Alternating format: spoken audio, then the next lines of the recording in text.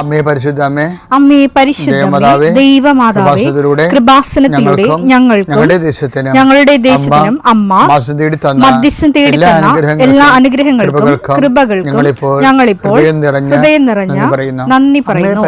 അമ്മേ പരിശുദ്ധമ്മേ ദൈവമാതാവേ, 2004 ഡിസംബർ 7 ഉച്ചകഴിഞ്ഞ് 2:30 കൃപാസനത്തിൽ സംഭവിച്ച അമ്മയുടെ പ്രത്യക്ഷപ്പെടലിനെ കുറിച്ച് തിരുസഭയ്ക്ക് സമർപ്പിച്ചിരിക്കുന്ന പഠനരേഖകളുടെ സഭാത്മകമായ പഠനം ആരംഭിക്കുവാൻ ഞങ്ങൾ പ്രാർത്ഥിക്കുന്നു.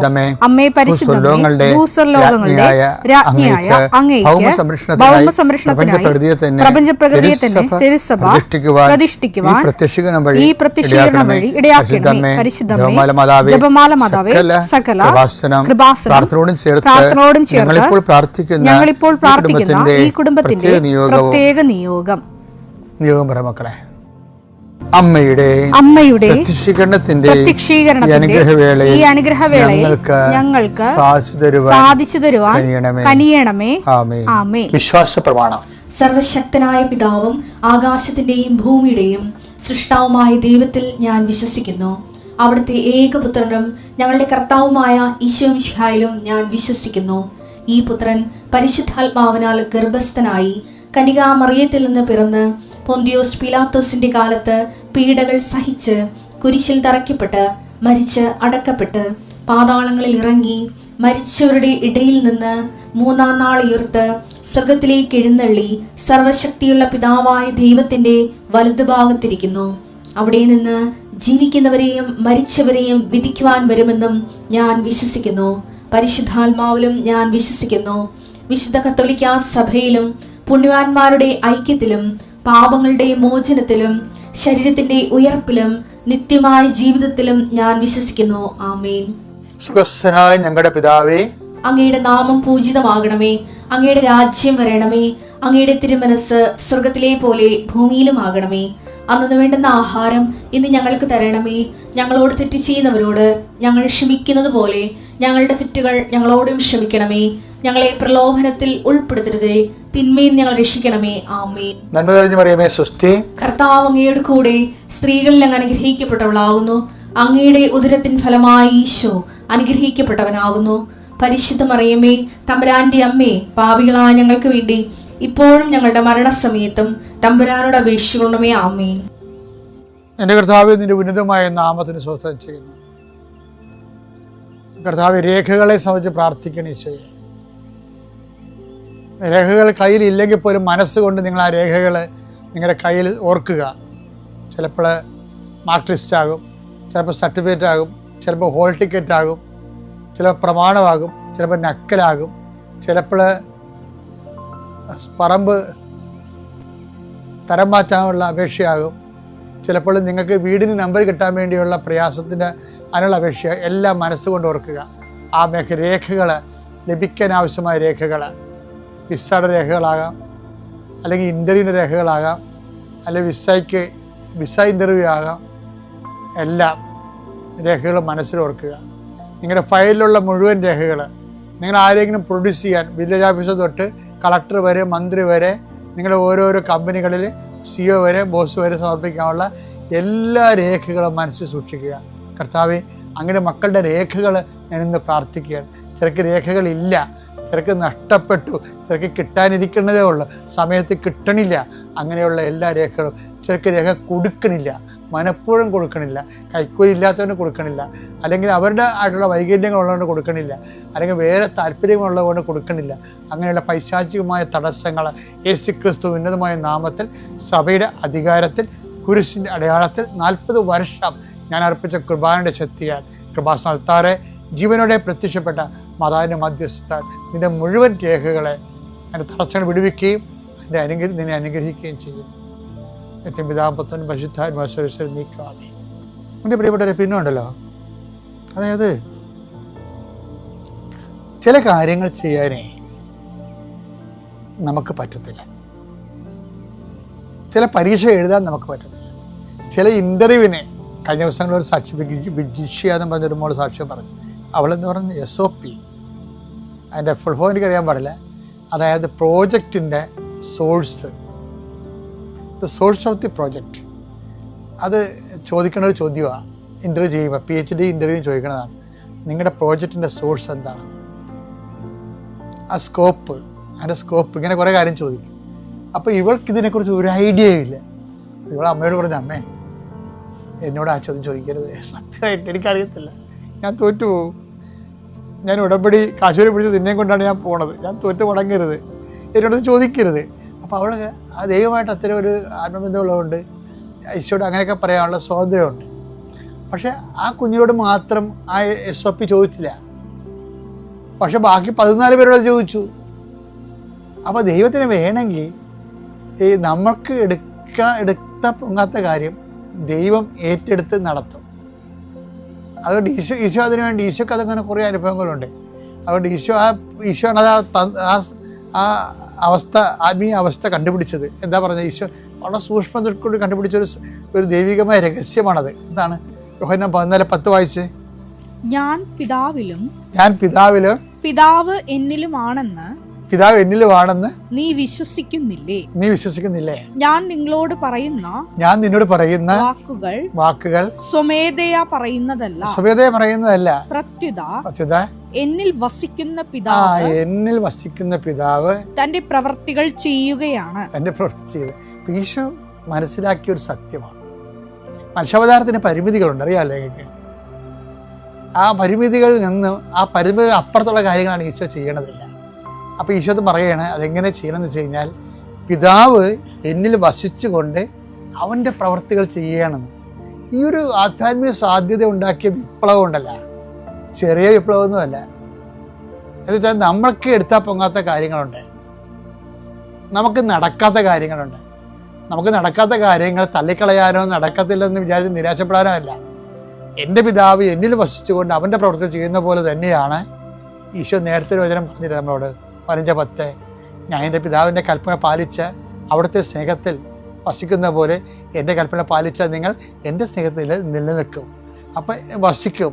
അപ്പം ഈശോയുടെ വചനങ്ങൾ ഉടമ്പടി പാലിച്ചാൽ കർത്താവ് നമ്മളിൽ വസിക്കുമെന്നാണ് പറയണത്. കർത്താവ് നമ്മൾ വസിച്ചാൽ എന്താ ഗുണം? അത് 14:10 ഇഫക്റ്റ് ഉണ്ടാകും. എന്താണ്? എൻ്റെ പിതാവ് എന്നിൽ വസിച്ചുകൊണ്ട് അവൻ്റെ പ്രവർത്തനം ചെയ്യുന്ന പോലെ ഈശോ ഉടമ്പടി പ്രകാരം നമ്മൾ വസിച്ചാൽ, നമ്മൾ വസിച്ചുകൊണ്ട് ഈശോയുടെ പ്രവൃത്തികൾ ചെയ്യും. അപ്പോൾ ചെറിയ പ്രവൃത്തിയൊന്നും ആയിരിക്കത്തില്ല, അത് വലിയ പ്രവൃത്തികളായിരിക്കും. തിരിഞ്ഞു നോക്കുമ്പോൾ നമ്മൾ അന്തം വിട്ടു പോകും. ചില പട്ടി വരുമ്പോഴേ ചില സമയത്തൊക്കെ ഞാൻ ഓടിയിട്ടുണ്ട്, ജീവനം കൊണ്ട് ഓടുമ്പോൾ നമ്മൾ തോടൊക്കെ ഒറ്റ ചാടത്തില്ലേ, മതിൽ വരെ ചാടുന്ന ആൾക്കാരുണ്ട്. പക്ഷേ പിറ്റേ ദിവസം പട്ടി ഇല്ലാത്ത സമയത്ത് നമ്മൾ ചുമ്മാ ഒന്ന് ഓടി വന്നാൽ ചാടാൻ പറ്റുമോ? ഇല്ല. ഇതുപോലെ തന്നെ എന്തൂസിയാസം എന്നും സംഭവമുണ്ട്. അഭിഷേകത്തിൻ്റെ അനുഭവ തലങ്ങളാണ്. തെയോസ് എന്ന് വെച്ച് കഴിഞ്ഞാൽ ദൈവം അകത്ത്, തെയോസിൻ്റെ ദൈവം എന്ന് വെച്ച് അകത്ത്. നമ്മൾ ഈ വസിപ്പിലൂടെ കർത്താവിൻ്റെ കൽപ്പനകൾ അനുസരിച്ചുകൊണ്ട് ഉടമ്പടി ജീവിക്കുമ്പോൾ കർത്താവിൻ്റെ ഒരു അന്തർവസിപ്പുണ്ടാവും. ഈ വസിപ്പിലൂടെ ഈശോ പറഞ്ഞില്ലേ, ഞാൻ പിതാവിൻ്റെ അടുക്കലേക്ക് പോകുന്നത് കൊണ്ട് ഇതിനേക്കാൾ വലിയ കാര്യങ്ങൾ ചെയ്യാൻ പറ്റുമെന്ന്. അതായത് അന്തർവസിപ്പിലൂടെ സംഭവിക്കുന്നതാണത്. വലിയ കാര്യങ്ങൾ. ഈ മരിയൻ ഉടമ്പടിയുടെ ലക്ഷ്യം തന്നെ എന്താണ്? ശക്തനായ എനിക്ക് വലിയ കാര്യങ്ങൾ ചെയ്യാം. അപ്പോൾ അതുകൊണ്ട് ഞാൻ ഹെവി ഡ്യൂട്ടി വിഷയങ്ങൾ വെച്ചാൽ നിങ്ങൾ ഉടമ്പടി അതനുസരിച്ച് കൊണ്ട് ബലപ്പെടുത്തിയാൽ മതി. കർത്താവ് വലിയ കാര്യങ്ങൾ നമ്മുടെ ഉള്ളിൽ നിന്ന് വഹിച്ചു. എൻ്റെ പേര് രശ്മി ബാബു. ഞാനിവിടെ അടുത്ത് പാതിരപ്പള്ളി എന്ന സ്ഥലത്തു നിന്നാണ് വരുന്നത്. എന്നോടൊപ്പം ഉള്ളത് എൻ്റെ അമ്മയും എൻ്റെ ചേച്ചിയാണ്. ഞാൻ 2013 B.Ed പാസ്സായത്. അതിനുശേഷം എൻ്റെ അച്ഛൻ ആ വർഷം ജൂണിൽ B.Ed കഴിഞ്ഞ് 2012 2013 ജൂണിൽ എൻ്റെ അച്ഛൻ മരിച്ചുപോയി. അപ്പം ഞങ്ങൾ സാധാരണ ഒരു കുടുംബമാണ് എന്ന് പറഞ്ഞാൽ അച്ഛൻ കൊണ്ടുവന്ന് കഴിയുന്ന ഒരു കുടുംബമാണ്. ചേച്ചിക്ക് ഒരു 2000 രൂപയുടെ വരുമാനമുള്ളൊരു ജോലി മാത്രമുള്ളപ്പോഴാണ് ഞങ്ങളുടെ അച്ഛനെ നഷ്ടപ്പെടുന്നത്. ഞാൻ പഠിച്ചിറങ്ങിയതേ ഉള്ളൂ. ഒരു സ്കൂളിൽ ഞാൻ കയറിയിട്ടില്ല. എൻ്റെ ബ്രദറിനും ജോലിയില്ല. ഞങ്ങൾ 3 പേരാണ്, 2 പെണ്ണും 1 ആണും. അപ്പോൾ അച്ഛൻ മരിച്ചു കഴിഞ്ഞിട്ട് ചേച്ചിയുടെ വരുമാനത്തിൽ മുന്നോട്ട് പോകുമ്പോൾ 2015 ഞാൻ കണിച്ചുകുളങ്ങരയിലുള്ള ഒരു സെൻട്രൽ സ്കൂളിൽ എനിക്ക് അവിടെ ഒരു മെറ്റേണിറ്റി ലീവ് വേക്കൻസിയിൽ ഞാൻ ജോലിക്ക് കയറി. അപ്പോൾ അവർക്ക് ഇഷ്ടമായതുകൊണ്ട് തന്നെ ഇൻ്റർവ്യൂവും റിട്ടൺ എക്സാമും ഇൻ്റർവ്യൂവും കാര്യങ്ങളെല്ലാം കഴിഞ്ഞിട്ട് ആണ് എന്നെ അവിടെ എടുത്തത്. ഞാൻ 1.5 വർഷത്തോളം അവിടെ ജോലി ചെയ്തു. അത് കഴിഞ്ഞ് ഞാൻ അവിടെ നിന്ന് ഇറങ്ങി. പിന്നീട് ആലപ്പുഴയിലുള്ള ഒരു ഗവൺമെൻറ് സ്കൂളിൽ ഹയർ സെക്കൻഡറിയിൽ ഗസ്റ്റായിട്ട് വർക്ക് ചെയ്തു. അപ്പോൾ ഇങ്ങനെ ഗസ്റ്റായിട്ട് എല്ലായിടത്തും വർക്ക് ചെയ്ത് നടക്കുന്നുണ്ടെങ്കിലും എനിക്ക് PSC എന്നുള്ളത് എൻ്റെ രക്തത്തിൽ അലിഞ്ഞു ചേർന്ന ഒരു സംഭവമാണ്. കാരണം എൻ്റെ കുടുംബത്തിൽ, എൻ്റെ ഫാമിലിയിൽ ആർക്കും ഒരു ഗവൺമെൻറ് ജോലിയില്ല. അപ്പോൾ എൻ്റെ ഒരു ആഗ്രഹമായിരുന്നു ഒരു ഗവൺമെൻറ് സർവീസിലൊരു കയറണം എന്നുള്ളത്. ഗവൺമെൻറ് സർവീസിൽ കയറണമെന്ന് പറഞ്ഞാൽ ടീച്ചറായിട്ട് തന്നെ കയറണമെന്ന് ആഗ്രഹം. കാരണം കുഞ്ഞുനാൾ മുതലേ, അതായത് ആശാങ്കളേരിയിൽ 3-4 വയസ്സുള്ളപ്പോൾ പഠിക്കാൻ തുടങ്ങുമ്പോൾ, അവിടെ പഠിപ്പിച്ചിട്ട് വരുമ്പോൾ ടീച്ചർ എന്താണോ ആശാങ്കളേരിയിൽ ഇരുന്ന് കാണിക്കുന്നത്, പഠിപ്പിക്കുന്നത്, കുട്ടികളെ തല്ലുന്നത്, അത് ഞാൻ എൻ്റെ വീട്ടിൽ വന്ന് ചെടികളെയൊക്കെ തല്ലിപ്പഠിപ്പിച്ച് അങ്ങനെ ഞാൻ വളർത്തിയെടുത്ത എൻ്റെ ഒരു മോഹമാണ് ഒരു ടീച്ചറാവുക എന്നുള്ളത്. അത് ഞാൻ ഇത്രയും വർഷങ്ങൾ കഴിഞ്ഞിട്ട് എന്ത് എക്സാം എഴുതിയാൽ പോലും, മറ്റ് ക്ലറിക്കൽ പോസ്റ്റുകൾ, പോലീസിൻ്റെ ടെസ്റ്റ് എന്തൊക്കെ എഴുതുന്നുണ്ടെങ്കിലും, ലിസ്റ്റിൽ വരുന്നുണ്ടെങ്കിലും, എൻ്റെ ഏറ്റവും ഉള്ളിലുള്ള ആഗ്രഹം എന്ന് പറഞ്ഞാൽ ടീച്ചറാവുക തന്നെയായിരുന്നു. അങ്ങനെ PSC കണ്ടിന്യൂ ചെയ്യാൻ തുടങ്ങി. 2016 ആലപ്പുഴയിലെ HSA ലിസ്റ്റിൽ, മെയിൻ ലിസ്റ്റിൽ തന്നെ ഉൾപ്പെട്ടു. അപ്പോൾ ജോലി നമുക്കറിവില്ല, പെട്ടെന്ന് നമ്മുടെ ജില്ലയല്ലേ ആലപ്പുഴ, അതുകൊണ്ട് വെക്കാം എന്നുള്ളൊരു മോഹത്തിന് കൊണ്ടുവച്ചു. പക്ഷേ അവിടെ നിയമനം ഉണ്ടോ, കിട്ടുമോ എന്നുള്ള കാര്യമൊന്നും എനിക്കറിയില്ല. ഞാൻ അവിടെ കൊണ്ട് വെച്ചു, മെയിൻ ലിസ്റ്റിൽ വന്നു, കിട്ടുമോ എന്നുള്ള പ്രതീക്ഷയിൽ നിന്നു. പക്ഷേ 3 വർഷം ആളുകളോട് നമുക്ക് പറഞ്ഞു നടക്കാം ലിസ്റ്റിലുണ്ട് എന്നല്ലാതെ ഒരു പ്രയോജനം എനിക്ക് അതിൽ നിന്ന് കിട്ടിയില്ല.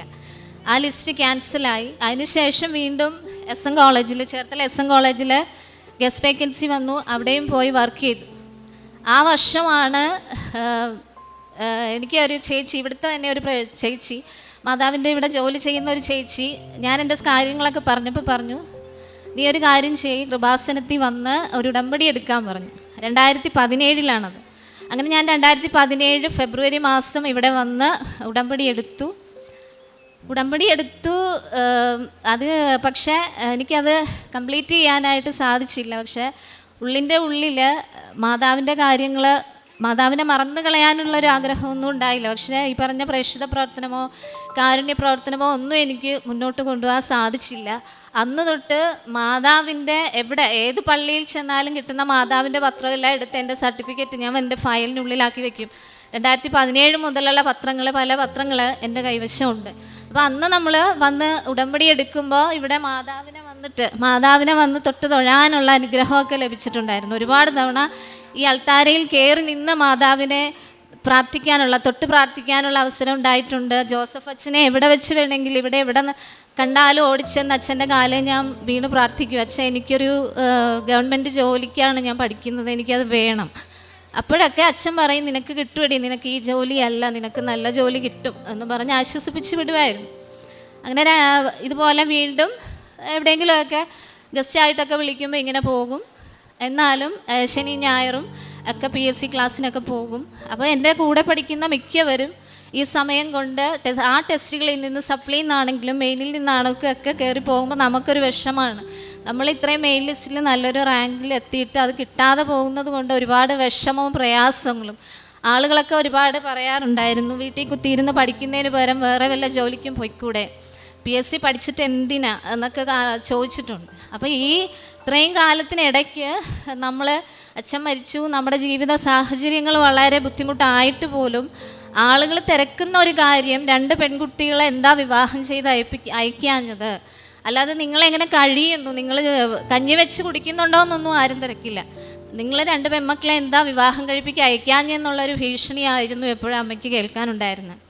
അപ്പോഴും ഞാൻ പറയും, എൻ്റെ മൂത്ത ചേച്ചിയാണിത്, അപ്പോൾ ഞാൻ പറയും, ഞങ്ങൾക്ക് അതിനുള്ള സാഹചര്യം ഇല്ല. ഇപ്പം എനിക്ക് പഠിച്ച് ഒരു ജോലി കിട്ടുമ്പോൾ ഞാൻ എൻ്റെ ചേച്ചിയെ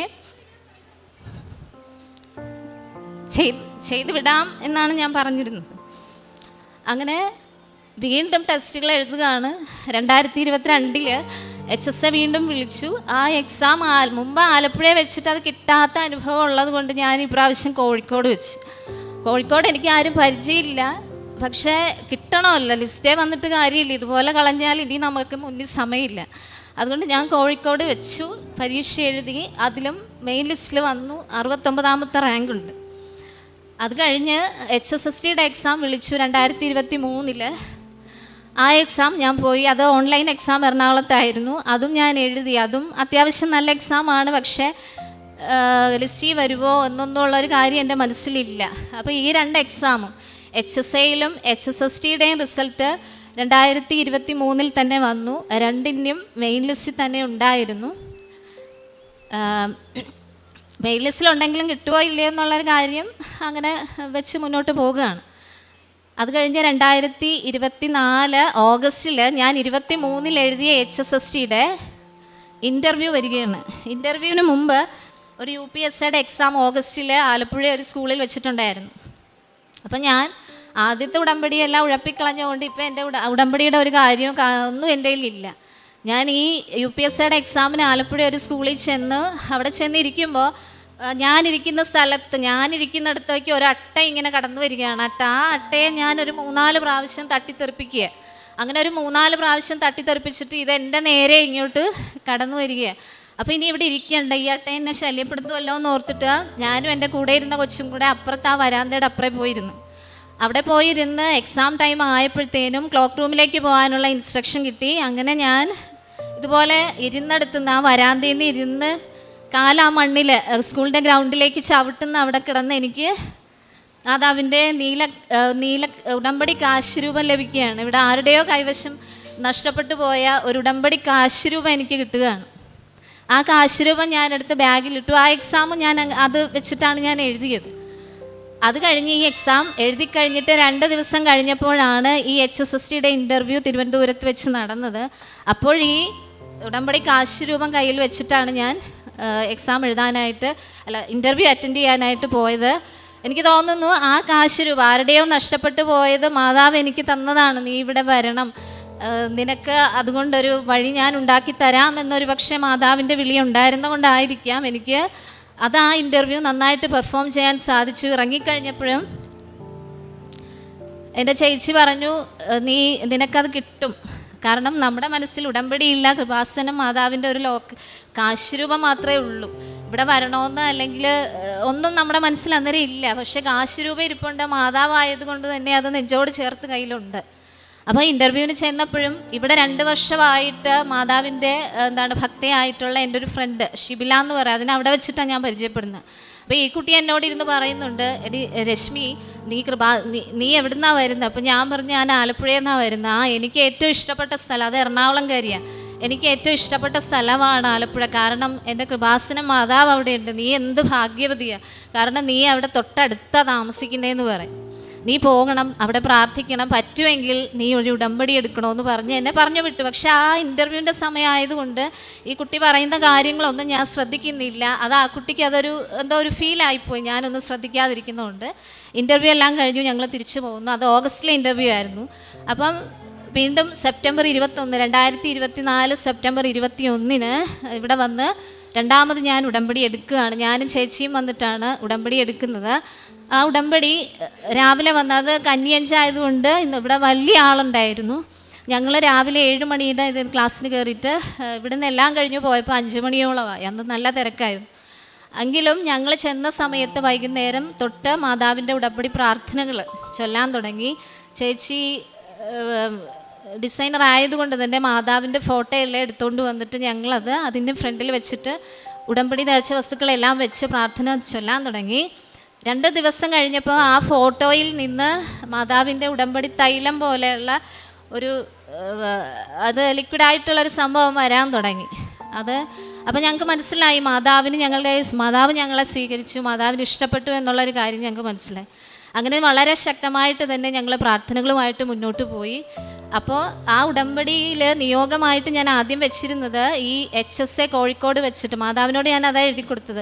മാതാവ്, ഞാൻ കോഴിക്കോട് HSA 69ാമത്തെ റാങ്കാണ്, എനിക്കത് വാങ്ങിത്തരണം എന്നായിരുന്നു എൻ്റെ ആദ്യത്തെ നിയോഗം. അപ്പോൾ അത് വെച്ചിട്ടാണ് മാതാവിൻ്റെ മുമ്പിൽ ഒരു ലെറ്ററൊക്കെ എഴുതി വെച്ചിട്ടാണ് എല്ലാ ദിവസവും പ്രാർത്ഥിക്കുന്നത്. 69ാം റാങ്കാണ്, എനിക്കത് വാങ്ങിത്തരണം എന്ന്. അങ്ങനെ പ്രാർത്ഥന മുന്നോട്ട് കൊണ്ടുപോയി. ഒക്ടോബർ 18 ആയപ്പോഴത്തേനും HSSTയുടെ ഇത് വന്നു, റാങ്ക് ലിസ്റ്റ് വന്നു. അപ്പം എന്നിട്ടും എനിക്ക് പ്രതീക്ഷയില്ല അത് കിട്ടുമെന്ന്. ഒക്ടോബർ 18-ന്. ഒക്ടോബർ 26-ന് ഇവിടെ നടന്ന ജപമാല റാലിയിൽ ഞങ്ങൾ പോയി പങ്കെടുത്തു. അതിലും വെച്ചിരുന്ന നിയോഗം ഈ ജോലി എനിക്ക് എത്രയും വേഗം സാധിച്ചു തരണേ എന്നുള്ളതായിരുന്നു. അങ്ങനെ മാതാവ് അത് സ്വീകരിച്ചിട്ടുണ്ടാവാം. ആ ജപമാല റാലിക്ക് ശേഷം വീണ്ടും ഈ ഫോട്ടോയിൽ നിന്ന് അതിനേലും കൂടുതൽ, ആദ്യം വന്നതിനേക്കാളും കൂടുതൽ ഈ തൈലം വരാൻ തുടങ്ങി.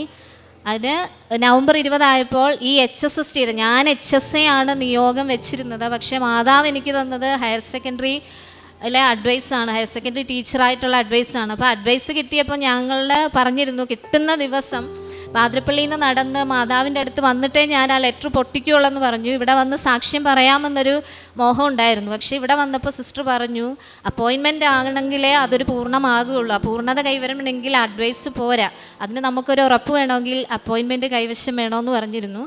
അങ്ങനെ അതൊരു സങ്കടമായെങ്കിലും തിരിച്ചു പോയി. നവംബർ 20-ന് അഡ്വൈസ് കിട്ടി, തിരിച്ചു പോയി. വീണ്ടും ഈ പ്രാർത്ഥനകൾ മുടങ്ങാതെ എല്ലാം ചെയ്തു. അതിനുശേഷം ഈ ജനുവരി 10-ാം തീയതിയാണ് എനിക്ക് അപ്പോയിൻമെൻറ്റ് ലഭിച്ചത്. തിരുവനന്തപുരം ചാലയിലുള്ള സ്കൂളിലാണ്. നാളെ ഞാൻ ജോയിൻ ചെയ്യാൻ പോകുകയാണ്. ഇതാണ് എനിക്ക് മാതാവ് വാങ്ങിത്തന്ന ജോലിയാണ്. കാരണം 10 വർഷമായിട്ട്, 10 അല്ല, പഠിച്ചിറങ്ങിയ കാലം തൊട്ട് ഈ PSC നമ്മുടെ സാഹചര്യം കൊണ്ടാണ്. എനിക്കത് വേണം, സ്ഥിരമായിട്ടൊരു ജോലി വേണം. അതെങ്ങനെയെങ്കിലും വാങ്ങണം. എവിടെ ഇൻ്റർവ്യൂ പോയാലും രശ്മി എന്ത് ചെയ്യുന്നു എന്ന് ചോദിച്ചാൽ PSC പഠിക്കുകയാണ്. എന്തിനാ പഠിക്കുന്നത്? ഞങ്ങളൊക്കെ അതൊക്കെ മാറ്റി വെച്ചതാണ്. അവർ പറയുന്നത് ഞാനൊരു ചെവിക്കൂടെ കേട്ട് അത് കളയത്തേ ഉള്ളൂ. പക്ഷേ നമ്മുടെ മനസ്സിൽ അന്ന് ഒരു ആളിക്കത്തുന്നത് എനിക്ക് വേണം, ഈ ജോലി വേണം എന്നുള്ളതാണ്. അപ്പോൾ ആരും മനുഷ്യരായിട്ട് ഞങ്ങളൊന്നും സഹായിച്ചിട്ടില്ല. ബൈബിളിലുള്ള ഒരു വചനം, മനുഷ്യന് അസാധ്യമായത് ദൈവത്തിന് സാധ്യമാണ് എന്നുള്ളത് എപ്പോഴും ചൊല്ലുമായിരുന്നു. അതാണ് ഞങ്ങൾക്ക് ഇന്ന് അത് സാധ്യമാക്കി തന്നത്. മാതാവ് ഈശോയാണ് ഞങ്ങൾക്ക് ഈ കാര്യങ്ങൾ സാധിച്ചത്. കാരണം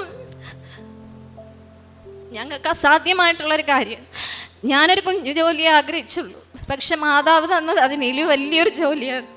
നാളെ ഞാൻ ജോയിൻ ചെയ്യുകയാണ്. പ്രേക്ഷിത പ്രവർത്തനമായിട്ട് ഞങ്ങൾ ചെയ്യുന്നത് മാതാവിൻ്റെ പത്രം വാങ്ങി വിതരണം ചെയ്യാറുണ്ട്. അതുകൂടാതെ ചേച്ചി ഒരുപാട് ഫോട്ടോസ് മാതാവിൻ്റെ ചെയ്തുകൊണ്ട് വരും, വരയ്ക്കാറുണ്ട്. മാതാവിൻ്റെ ഫോട്ടോ കമ്പ്യൂട്ടറിൽ വരയ്ക്കാറുണ്ട്. അതെല്ലാം പ്രിൻ്റ് എടുത്തുകൊണ്ട് വന്ന് ഇവിടെ ഇരിക്കുന്ന എല്ലാവർക്കും ഞങ്ങൾ വിതരണം ചെയ്തിട്ടുണ്ട്, ഇന്നും കൊണ്ടുവന്നിട്ടുണ്ട്. കാരുണ്യപ്രവർത്തനമായിട്ട് ഞങ്ങൾ ശമ്പളം കിട്ടുമ്പോൾ അവരുടെ ശമ്പളം വെച്ചിട്ടല്ലേ ചെയ്യുന്നത്. അപ്പോൾ അവർക്ക് ശമ്പളം കിട്ടുന്ന ആ ആഴ്ചയിൽ പൊതിച്ചോറ് ഞങ്ങൾ തന്നെ പ്രിപ്പയർ ചെയ്ത് ആലപ്പുഴ മെഡിക്കൽ കോളേജിൽ ആ മുല്ലയ്ക്കലെ തെരുവുകളിലൊക്കെ കൊണ്ടു നടന്ന് കൊടുക്കുമായിരുന്നു. ഇതുകൂടാതെ നമ്മൾ പരിചയപ്പെടുന്ന ആളുകളോട് മാതാവിൻ്റെ കാര്യങ്ങളെല്ലാം പറഞ്ഞ് കൃപാസനത്തിലേക്ക് കൊണ്ടുവന്ന് എത്തിക്കാൻ ശ്രമിച്ചിട്ടുണ്ട്. കഴിഞ്ഞ ശനിയാഴ്ചയും ഞങ്ങളുടെ ലിസ്റ്റിലുള്ള 2 കുട്ടികളെ പാലക്കാട് നിന്ന് വരുന്ന അവരെയും ഞങ്ങൾ ഇവിടെ കൊണ്ടുവന്നിട്ടുണ്ട്. അപ്പോൾ എനിക്ക് മാതാവ് തന്ന ജോലി പോലെ 2 പേരിപ്പോഴും എന്നോട് എന്നെ പോലെ വെയിറ്റ് ചെയ്യുന്ന 2 കൂട്ടുകാരാണ്, രേഷ്മയും ഷിബിലയും. ഇവർക്ക് 2നും ഇവരുടെ നിയോഗമാണ് ഞാൻ പുതുക്കിയപ്പോൾ വെച്ചിരുന്നത്. അതും മാതാവ് എത്രയും വേഗം സാധിച്ചു നൽകണം എന്ന് ഞാൻ മാതാവിനോട് അപേക്ഷിക്കുകയാണ്. എല്ലാത്തിനും മാതാവ് തന്ന ഓരോ അനുഗ്രഹത്തിനും ഞാനും എൻ്റെ കുടുംബവും നന്ദി രേഖപ്പെടുത്തും. സങ്കീർത്തനം 145 18 മുതലുള്ള തിരുവചനങ്ങളിൽ തന്നെ വിളിച്ചപേക്ഷിക്കുന്നവർക്ക്, ഹൃദയ പരമാർത്ഥതയോടെ വിളിച്ചപേക്ഷിക്കുന്നവർക്ക് കർത്താവ് സമീപസ്ഥനാണ്. തൻ്റെ ഭക്തന്മാരുടെ ആഗ്രഹം അവിടുന്ന് സഫലമാക്കുന്നു. അവിടുന്ന് അവരുടെ നിലവിളി കേട്ട് അവരെ രക്ഷിക്കുന്നു. രശ്മി ബാബു സാക്ഷ്യങ്ങൾ വളരെ വ്യക്തമായിട്ട് ഈശോയോടും പങ്കുവെച്ചു. നാം ഇവിടെ നമ്മുടെ അനുഭവം പങ്കുവയ്ക്കുന്നത് കർത്താവിനോടാണ്. അതായത് മനുഷ്യരുടെ മുമ്പിൽ എന്നെ ഏറ്റുപറയുന്നവനെ സ്വർഗസ്ഥനായ പിതാവിൻ്റെ മുമ്പിൽ ഞാനും ഏറ്റുപറയും. ഈശോയോട് നമ്മുടെ ഹൃദയ വിചാരവികാരങ്ങൾ അൾത്താരയിൽ പങ്കുവയ്ക്കുന്നത് ദൈവാനുഭവം തന്നെയാണ് ഈ സാക്ഷ്യങ്ങൾ.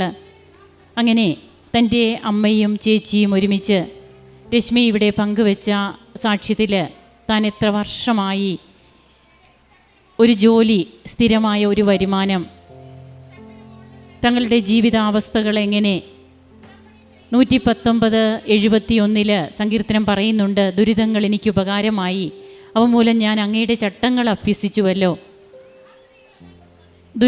ദുരിതങ്ങളിൽ നിന്ന് ഓടിപ്പോയി മറ്റ് ഏതെങ്കിലുമൊക്കെ രീതിയിൽ തങ്ങളുടെ ജീവിതം ഒരു നഷ്ടത്തിലേക്ക് പോകുന്ന സാഹചര്യങ്ങളിലേക്കല്ല, എന്നാൽ ജീവിക്കുന്ന ഈശോയും അമ്മയും തങ്ങളുടെ ജീവിതത്തെ കൈപിടിച്ചുയർത്തും.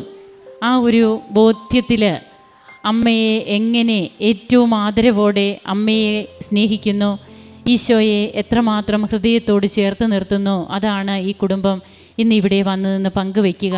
അമ്മ എങ്ങനെയാണ് തൻ്റെ സാന്നിധ്യം ഈ മക്കൾക്ക് കുടുംബത്തിൽ ഇവരുടെ കൂടെ അമ്മയുണ്ട് എന്നുള്ളത് അമ്മ മനസ്സിലാക്കി കൊടുക്കുന്നത് ഇവർക്ക്. അങ്ങനെ തനിക്ക് ആരോടെയോ കളഞ്ഞു പോയ കാശ് രൂപം അതുമൂലം താൻ പരീക്ഷ എഴുതുകയും ഇൻ്റർവ്യൂ അറ്റൻഡ് ചെയ്യുകയും പാസ്സാവുകയും ഒക്കെ ചെയ്ത് വീണ്ടും നീണ്ട കാത്തിരിപ്പുകൾ.